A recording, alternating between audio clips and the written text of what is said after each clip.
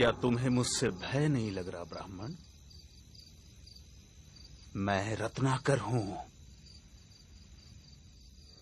मैं नारद हूं रत्नाकर, तुम्हारा अतिथि, और मैं निर्भय हूं। क्या तुम निर्भय हो? क्या मतलब है तुम्हारा? न मुझे प्राणों का भय है, न सफलता का, न कल का, न कलंक का। और कोई भय है जो तुम जानते हो? अब तुम बताओ, क्या तुम निर्भय हो? हाँ, मैं निर्भय हूं। मुझे न प्राणों का भय है, न असफलता का, न कल का, न कलंक का। तो फिर यहां वन में छिपकर क्यों रहते हो? क्या राजा से डरते हो? नहीं। प्रजा से डरते हो? नहीं। पाप से डरते हो? नहीं। तो फिर यहां छिपकर क्यों रहते हो?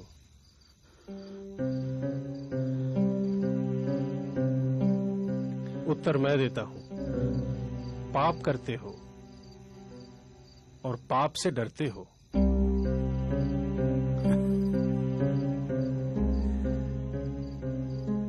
मैंने तुम्हारे बारे में बहुत सुना है। देवताओं के कवि, तुम मुझे फुसला नहीं सकते।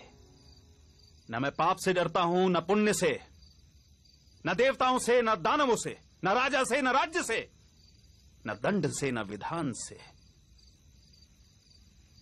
मैंने राज्य के साथ द्रोह किया है, मैंने समाज के साथ द्रोह किया है, इसलिए यहां बीहड़ों में रहता हूं। यह प्रतिशोध है मेरा। क्या था वो पाप जिससे तुम डरते हो? मुझे इतना मत उकसाओ कि मैं तुम्हारी हत्या कर दूं। नारद, इतना तो मैं जान ही चुका हूं कि पाप और पुण्य की परिभाषा हमेशा ताकतवर तय करते हैं और उसे कमजोरों पर थोपते हैं। मैंने साम्राज्यों का विस्तार देखा है, हत्या से, बल से, छल से। मैंने वाणिज्य का विस्तार देखा है, कपट से, अनीति से, अधर्म से। वो पाप नहीं था। मैं सैनिक था, दुष्ट और निर्दयी सौदागरों की भी रक्षा की। वो पाप नहीं था। युद्ध में हारे हुए लोगों की स्त्रियों के साथ पशुता का व्यवहार करने वाले सैनिकों की हत्या क्या की? मैं पापी हो गया। राजा, सेना और सेनापति का अपराधी हो गया मैं। क्या वो पाप था? दूसरों का पाप अपने पाप को सही नहीं ठहरा सकता रत्नाकर। मैं पापी नहीं हूं। कौन निर्णय करेगा? वो जो इस यात्रा में तुम्हारे साथ है या नहीं है? क्या तुम्हारी पत्नी, तुम्हारा पुत्र इस पाप में तुम्हारे साथ हैं? हाँ, वो क्यों नहीं साथ होंगे? मैं जो ये सब करता हूं उनके सुख के लिए तो करता हूं। तो जो तुम्हारे साथ हैं उन्हीं को निर्णायक बनाते हैं। जाओ, अपनी पत्नी से, अपने पुत्र से, अपने पिता से, अपने निकट संबंधियों से पूछ कर आओ, जो तुम कर रहे हो क्या वो पाप नहीं है? और क्या वो सब इस पाप में तुम्हारे साथ हैं, इस पाप के भागीदार हैं? सरदार, ये ब्राह्मण बहुत बोलता है, इसे मार दें।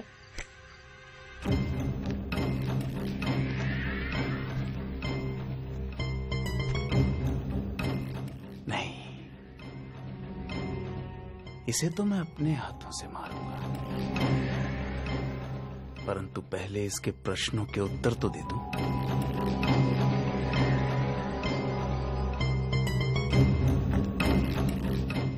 मेरे आने तक इसे बांध कर रखो।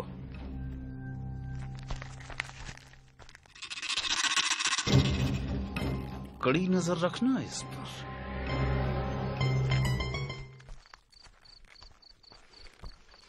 रत्नाकर, बेटा आज बहुत जल्दी आ गए तुम।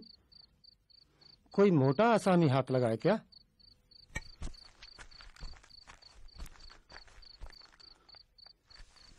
क्या बात है स्वामी, आज आप प्रसन्न दिखाई नहीं दे रहे? मैं जो कर रहा हूं,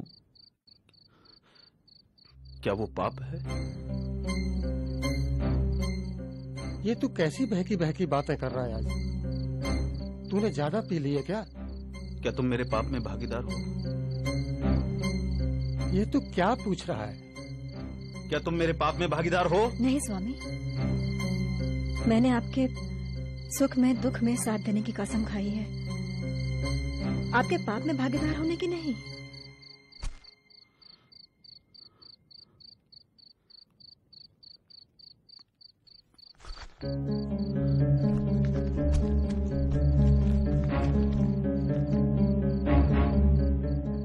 पिता, आप? बेटा, ये तो तेरी कमाई है, इसे मैं कैसे बांट सकता हूँ?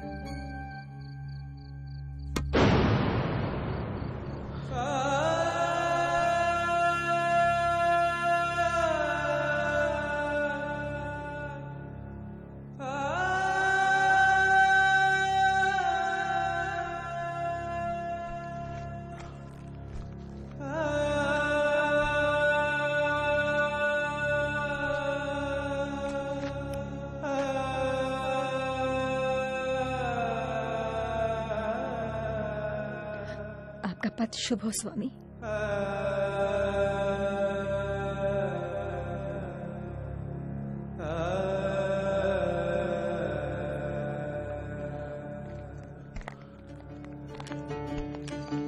अपि चेत् सुदुराचारो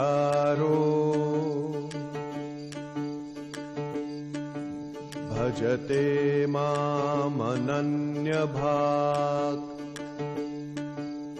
साधुरेव समन्तव्यः सम्यक् व्यवसितो हि सः।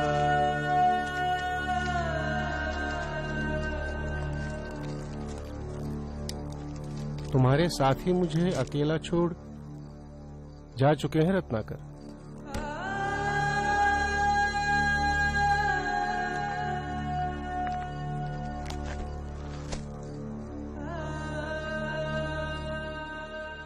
क्षमा देवर्षि, क्षमा। अब तो मैं भी अकेला ही हूं। नहीं रत्नाकर, तुम ही अपने मित्र और तुम ही अपने शत्रु हो।